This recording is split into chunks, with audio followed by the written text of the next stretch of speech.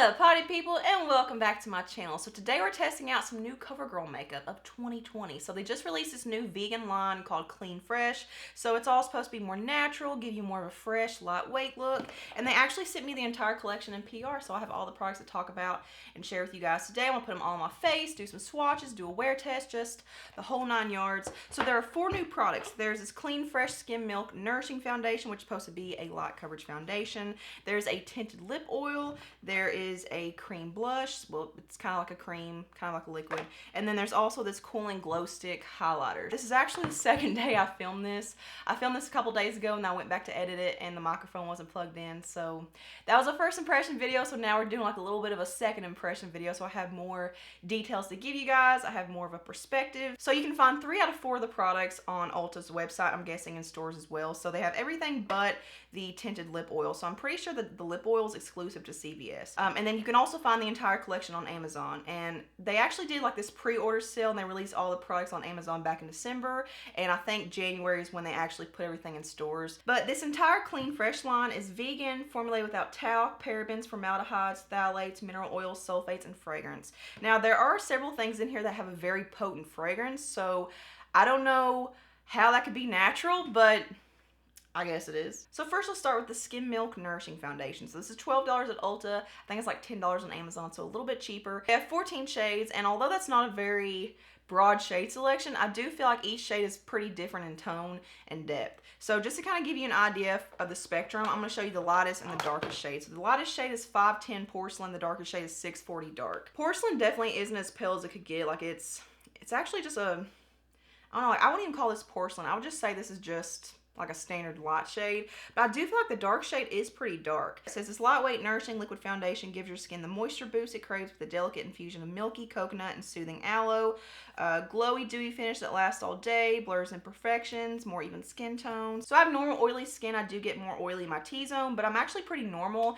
and I usually don't get super greasy or shiny in my T-zone. So on one side we're gonna do a sponge, on one side we're gonna do a brush. But I do want to show you guys a few of the swatches, like a few of the lighter shades on my skin tone, just to show you the difference in tone and depth and all that stuff, because there were a couple of things that I thought were a little bit wonky about the shades. So initially I thought that I would be between these 3 shades right here. So I have fair, fair light, and light. So yeah, there's fair, and then here is fair light. Whenever I first tried this on, because I actually did like a bigger swatch test with this shade in particular, and it looked really, really pale. So I want you guys to pay attention to this. And then here's light. And in the tube, this looks so peachy and orange. It kind of looks that way on the skin as well. So fair, fair light, and light. So I don't know if you guys can see what's happening already, but as soon as they touch the skin, they start oxidizing and they start darkening. Fair really does oxidize. Like it really turns a very strong orange tone. So I'm gonna go with fair light. I'm gonna re-moisturize my skin over here. And all I've got going on my skin is just skin prep. Like I just have skincare products. I don't have any primer on. So I don't have to clip my sides back and look all goofy and whatnot. I just can't do this. Can't do it and look pretty. All right, so here's one layer with the sponge, and I did turn my ISO down a little bit so you guys could see more of the finish and more imperfections and flaws and stuff like that, and just kind of see what it looks like, you know, as if you were in person.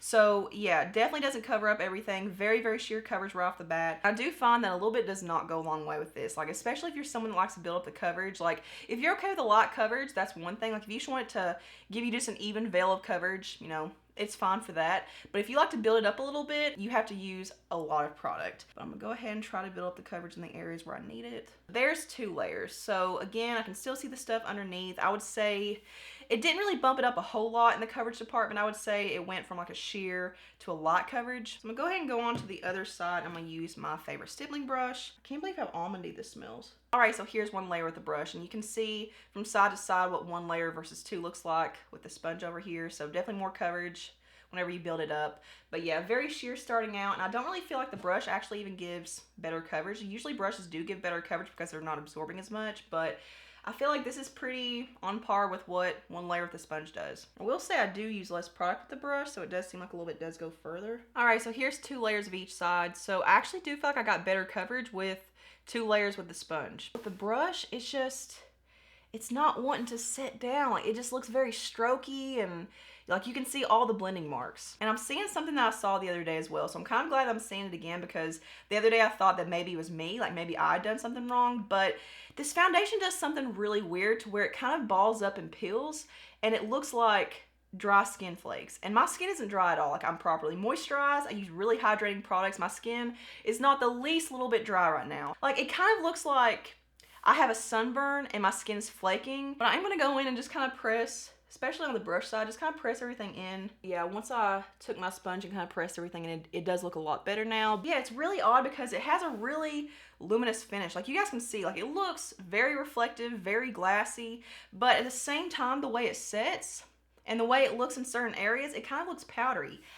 It's such a contradiction. I have no idea how to explain it. I have no idea why it does that. I'm just trying to give you my observations. They don't have to make sense. I'm gonna go off camera and do my concealer and my cream bronzer, and I will go ahead and show you the time so you can have a check-in time. So it's 9:36 right now, so we'll say 9:30, 9:35 for our check-in time, just so it's easy to remember. So I'm gonna go off camera and do those things. I'll be right back. I went off camera, was gonna start doing my makeup, but then I saw this. I want to show you guys real quick. But like, look right here on my cheek area, like how it looks like dry skin flakes. Like, the foundation's peeling. That's not my skin. I don't know what's going on. So moving on to some cream blushes. So these are $10.99 at Ulta. I think that's about how much they are on Amazon as well. So the first shade I have is 330 Sweet Innocence. So in the tube, it looks very bubblegum pinky, and it kind of looks like that whenever you swatch it out as well. But here's what it looks like. And something I've noticed with all of these is that they do have a pretty strong frosty finish. Now, I don't see that on the skin as much. Like, it doesn't really translate to be frosty or shimmery on the skin. The next one I have is 350 Flushed. So this one's kind of like a neon coral. And this one has probably the most subtle frostiness. It kind of has like a golden frosty sheen. But this would be really, really pretty on deeper skin tones. And this is one of those that looks kind of scary whenever you swatch it. Like, it looks very pigmented and really just kind of like, ooh, that's pretty neon. But this is one of those that if you apply it the right way and if you blend it out properly, then it looks like, it just makes your skin look like you're flushed. And then the next two I have are definitely more geared towards deeper skin tones. Now, I will say, looking at the range, like, it kind of seems like this one would be the only one for lighter skin tones, and then these other three would be better for deeper skin tones. But honestly, I feel like where these are more of a buildable formula, like, anyone could wear them, like, even if you're a lighter skin tone. But the next one I have is 370 Butterflies. So it's kind of like a muted, deep mauvey plum. Has a little bit of a bronzy aspect to it. Now, I will say these next two are a little bit more patchy, and they're not as full on pigment as the first two I swatched. Now, a finger swatch is completely different than a brush swatch, so just keep that in mind. You're applying different pressures. And then the last one I have is 390 Ripe and Ready. So it's kind of just a grapey purple. And this is probably the most patchy one in the collection. So there's what that one looks like. And it just looks so outdated, and just like, it just looks like an old school lipstick, that like a frosty lipstick. On one side I'm gonna do Flushed again, because I feel like this is probably the prettiest one in the range in my opinion, and I feel like this is one that literally any skin tone could wear. So I'm just going to squeeze some on the back of my hand. I'm going to go in with a stippling brush. This is the AOA Studio High Def F6 brush. So it's just a large stippling brush. And these are the one product that I don't smell anything in. So it's definitely fragrance free. So yeah, there's the shade Flush. So again, it looks super neon whenever you swatch it in the tube.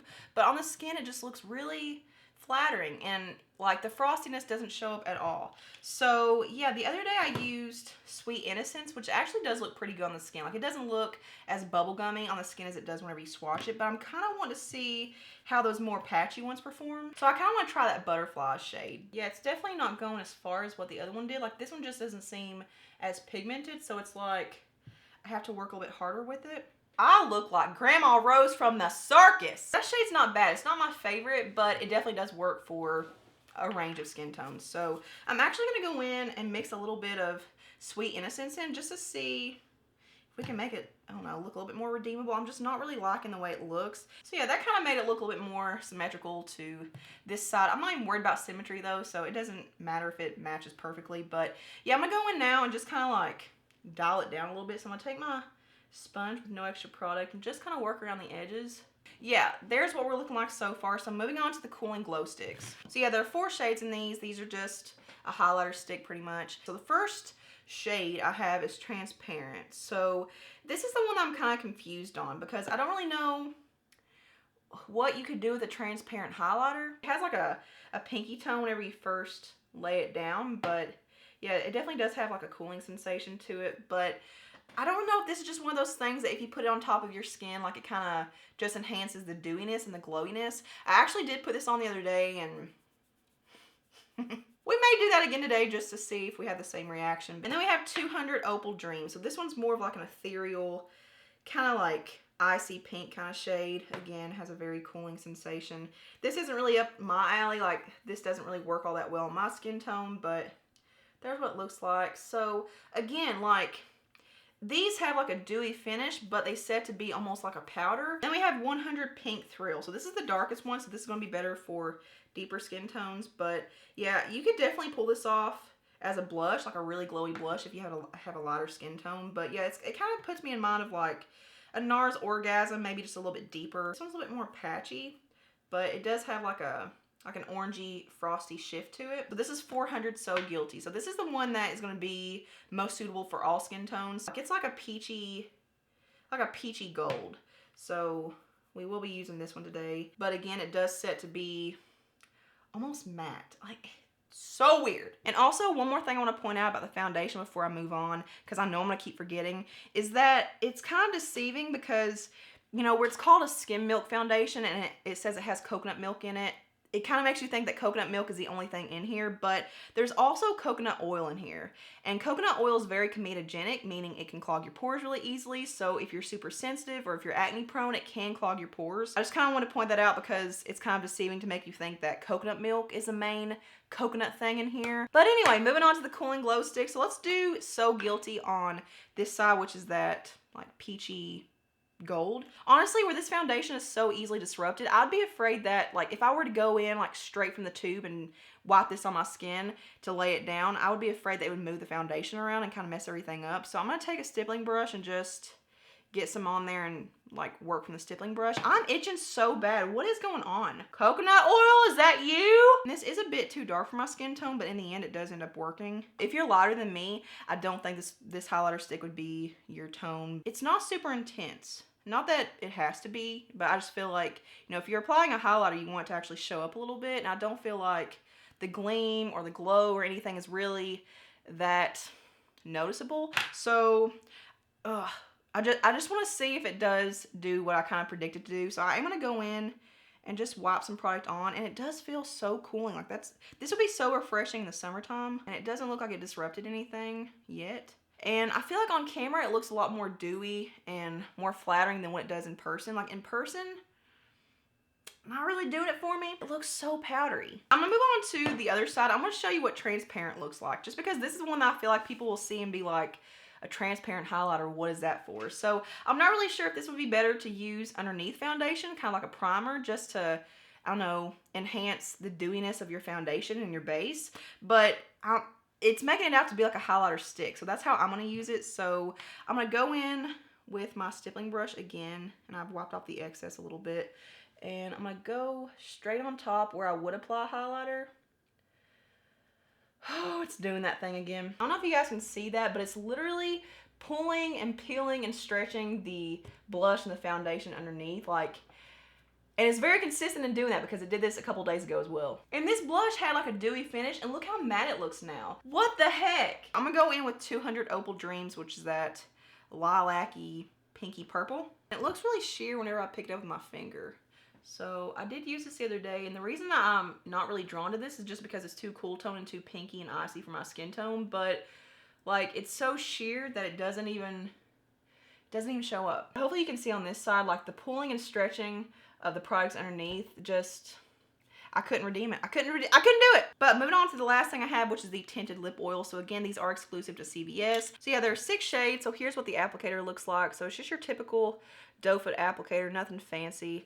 And these smell like straight up blue raspberry Jolly Ranchers. I thought that this entire line was supposed to be fragrance free, but there's definitely some kind of fragrance in here, and it doesn't say fragrance free for these on their website, so maybe they made the exception. But it just says packed with shine and long lasting moisture, comfy all day wear, full of good for you ingredients like coconut and pomegranate oils. I mean, it's a little deceptive there. But I do want to go ahead and swatch them for you. So I feel real stupid for swatching a clear gloss, but we're going to do it. So yeah, here's the clear shade. Then we have Quench, which in the tube looks to be kind of like a cotton candy pink. But you can literally treat this like a clear gloss because it's basically like a pinkish clear kind of color. Like, it kind of gives you a little bit of a pinkish tint, but it's very, very subtle. But I mean, look at that glossiness. Like, that is so, just so juicy. And then we have Swipe Ripe, which kind of looks like a watermelony coral. This one's kind of like a pinkish red clear. Like, it kind of just makes you look like you've been out in the cold, maybe you've been biting your lips a little bit. Like, this is like a Your Lips But Better kind of shade. Then we have Fresh Squeeze, which looks very similar to Swipe Ripe, but Swipe Ripe's just a little bit more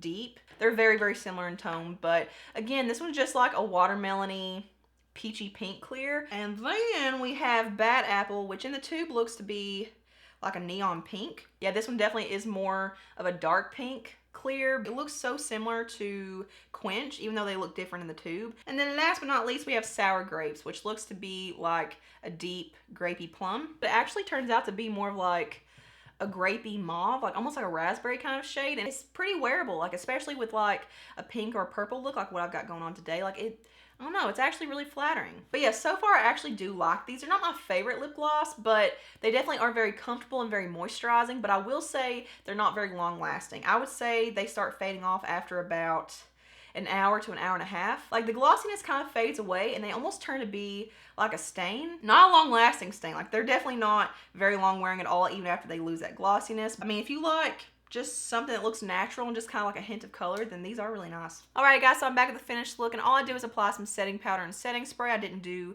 powdered cheek products or anything like that, and honestly I didn't really do a whole lot. Like, I didn't really touch the cheek products at all with setting powder, but I actually ended up going in with the lip oil in the shade Quench, which is that like first bubblegummy pink. So I did that in a lip liner. But yeah, setting powder and setting spray definitely do recover this foundation a little bit and kind of bring it back down to where it looks more replenished and more skin-like, because before all that, it was looking pretty dry and pretty powdery and just aging of my skin. Like, it just emphasizes lines and pores and just makes my skin look really dry. Like, my cheeks do look not so great. Like, on this side, whenever I get up close, it doesn't look bad, but I can definitely see where those glow sticks were kind of like pulling and stretching the blush and whatnot. So it doesn't look as perfected and as flawless, but we made it work. But I will say on my forehead, and this is something I noticed the other day, it looks so smooth on my forehead. Like, I do see potential issues in my T-zone, and I did see some the other day on my chin in particular, so we'll see how that does today. But on my forehead, nothing. Like, it looks so smooth and flawless. Got a little flake right here. I'm trying to get it off, and what I'm noticing, even after setting powder, is that this foundation, I don't know if you guys can see that little mark right there. This foundation is so easily disrupted, and it feels fairly lightweight on the skin. Like, it doesn't feel suffocating or masky or heavy or anything, but whenever I touch it, like, it still feels tacky even in the areas that I set it with powder. It just kind of feels sticky. So yeah, 9:35, 9:30 for our check-in time. Yeah, I'm gonna go about my day, you go about yours, and I will see you guys later. Alrighty guys, so I'm back for my final check-in, and it is actually still daylight outside. Usually I start my wear test at like 12, 1, 2 o'clock, and then, you know, I have to go all through the day and then also into the night. So this is different for me. Right now it's 4:33. And I'm gonna be completely honest, whenever I did the math this morning, I had in my mind that 4:30 would make 8 hours.